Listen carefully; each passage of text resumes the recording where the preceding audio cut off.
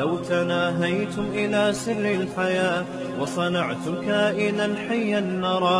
کسی کو فری میں کوئی چیز ملنا شروع ہو جائے، اس سے بڑی تباہ کرنے والی دنیا میں کوئی چیز نہیں ہے. کسی قوم کو تباہ کرنا ہو، فری میں کھانا کھلانا شروع کر دو اس کو. کسی شخص کو برباد کرنا ہو، فری میں کھانا کھلانا شروع کر دو اس کو. مستحق ہو تو ایک الگ بات ہے. ہم بچپن میں ایک واقعہ سنتے تھے کہ ایک سوکن جو تھی وہ اپنے سوکن کے بچے کو ہر وقت گود میں اٹھا کے رکھتی تھی. لوگ بڑی تعریف کرتے تھے کہ دیکھو اپنے سوکن کے بچے کو کتنی محبت دے رہی ہے، گود میں اٹھا کے رکھتی ہے. وہ اصل میں یہ چاہتی تھی کہ یہ چلنا نہ سیکھے، یہ گود میں ہی رہے ساری زندگی. ایسا ہی ہوا، وہ بچہ بڑا ہو گیا مگر اس کو چلنا نہیں آیا. تو دنیا میں سب سے زیادہ کسی کو تباہ کرنے کا طریقہ یہ ہے کہ آپ اس کو فری میں کھلانا پلانا شروع کر دو. یہ بھی کھا لے، یہ بھی کھا لے، کھا لے کھا لے کھا لے. اس کے بعد محنت کر کے کھانا اس کو ایسے لگے گا جیسے زہر کا پیالہ پی رہا ہے. وہ محنت کر کے کھانا اس کو ایسا لگے گا. میں اکثر واقعہ سناتا ہوں ہمارے ایک ریلیٹیو کا. بہت بڑے ٹھیکیدار ہیں، اللہ نے بہت دیا ان کو. میں نے کہا بھائی آپ کیسے بزنس کی طرف آئے؟ کہہ رہے میرے باپ نے ایک دن، میرا باپ مجھے ڈانٹتا رہتا تھا، سمجھاتا تھا کہ کچھ کرتے کیوں نہیں ہو. کہہ رہے ہم کچھ بھی نہیں کرتے تھے، باپ کی کمائی پہ پل رہے تھے، کرنے کی ضرورت ہی نہیں تھی.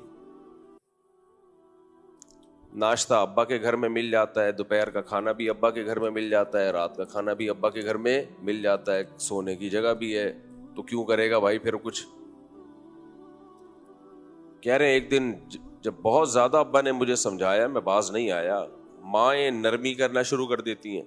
مائیں اکثر ایسے موقع پہ بیٹوں کو فیور دینا شروع کر دیتی ہیں. کہہ رہے ابا نے میرے سامنے سے کھانے کی پلیٹ ہٹا لی، کھانا رکھا ہوا ہے اور کھانا ہٹا لیا، اور کہا کہ اب تو اپنے پیسوں سے کمائے گا تو کھائے گا ورنہ نہیں. بعض دفعہ نا ادب اور تمیز سے اللہ بہت نوازتے ہیں انسان کو. ایسی اولادیں بھی ہیں جو کہ ہمارے باپ نے ہمیں کھلایا نہیں، ہمارے منہ سے نوالا چھینا. اس لیے ایک جملہ آپ نے سنا ہوگا، با ادب با نصیب، بے ادب بے نصیب. یہ با ادب تھا، یہ اپنے باپ کے خلاف نہیں گیا. اس نے سوچا کہ آج تک جس نے کھلایا ہے وہ کون تھا؟ باپ. باپ نے جب برتن سامنے سے ہٹایا کہ اب خود کمائے گا تو کھائے گا ورنہ بھوکا رہے. کہہ رہے میرے باپ کا مجھ پر بہت بڑا احسان ہو گیا تھا. یہ گھر سے نکلے، اب کیا کریں بھائی، بھوک ستا رہی ہے. تو وہی ہوا، چھوٹے موٹے کاروبار شروع کرتے کرتے اللہ نے آج کہاں سے کہاں پہنچا دیا. کہتے ہیں یہ وہ بندہ میرے سامنے کہہ رہا ہے یہ میرے باپ کا مجھ پر بہت بڑا احسان تھا. تربیت کے اسٹائل سب کے مختلف ہوتے ہیں.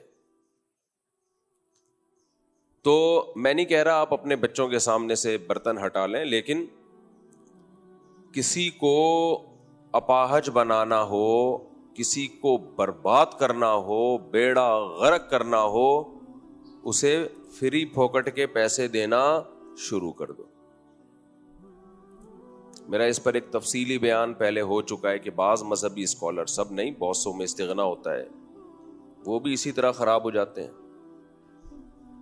محنت کر کے پیسے میں بڑی ٹینشن ہے، نہیں ملتا تو ویسے ہی دم درود، تعویذ، گنڈے اور فری پاکٹ کی چیزیں، اس سے بہت پیسہ آنا شروع ہوتا ہے. جب ایک دفعہ آنا شروع ہو جائے تو محنت کر کے کھانا بہت مشکل لگتا ہے، کیونکہ عادت زیادہ کی پڑ چکی ہے اور محنت میں آرام آرام سے ملتا ہے.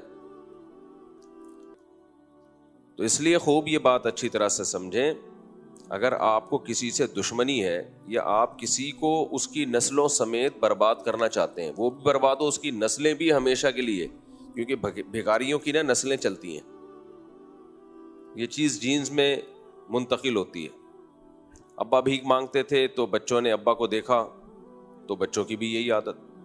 افریقہ کے جو غریب علاقوں میں گیا, چھوٹے چھوٹے بچوں کو بھیک مانگتے ہوئے, ہر بچہ بھیک, بڑا بھیک, سب.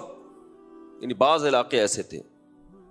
میں نے کہا کہ یار اتنا کیا ہے؟ انہوں نے کہا ان کو عادت پڑ چکی ہے, عادت پڑ چکی ہے.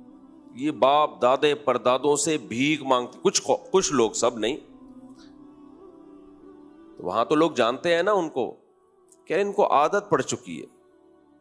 باپ دادے پردادے سب کیا تھے؟ بھیکاری. تو میں نے ان سے کہا, جو مسلمان تاجر تھے, بھائی ان کو ایک ہی دفعہ میں اتنا دے دو کہ یہ اپنے پاؤں پہ کھڑے ہو جائیں, یا ان کو کوئی کاروبار کرا کے دے دو. کہتے ہیں بہت دفعہ ہم نے تجربہ کیا ہے,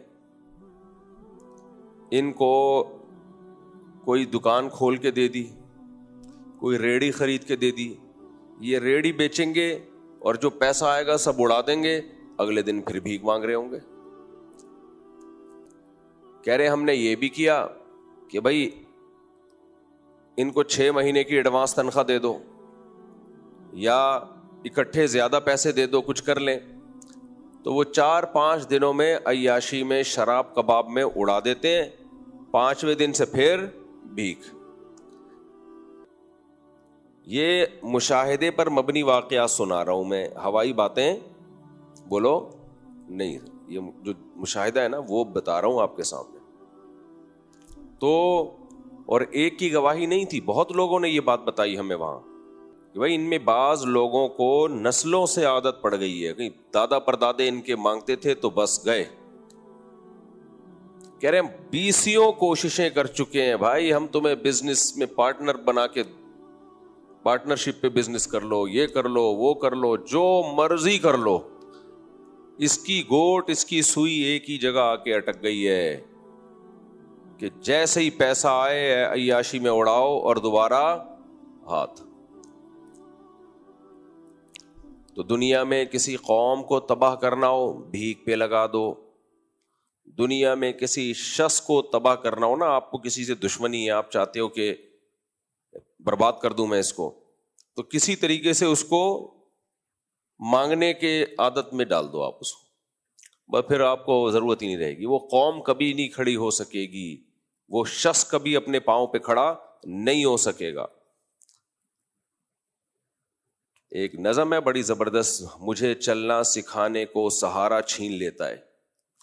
بعض دفعہ اللہ تعالیٰ کسی کا ہاتھ تھامتے ہیں نا, کسی کو ترقی دینا چاہتے ہیں تو اس سے سہارا چھین لیتے ہیں, بیساکھی چھین لیتے ہیں اس سے. وہ یہ سمجھتا ہے میرے ساتھ ظلم ہو گیا, میرے اللہ نے مجھ سے بیساکیاں چھین لی, میرے اللہ نے مجھے چلنے کے لیے ایک سہارا تھا وہ چھین لیا. بھائی تیرے اللہ نے تجھ سے یہ اس لیے چھینا ہے تاکہ تو اپنے پاؤں پہ چلنے کی کوشش کر. بہت لوگ حالات خراب ہونے سے ٹھیک ہوتے ہیں, بہت لوگ حالات صحیح ہونے سے خراب ہو جاتے ہیں. ہوا و حرص والا دل بدل دے, میرا غفلت میں ڈوبا دل بدل دے.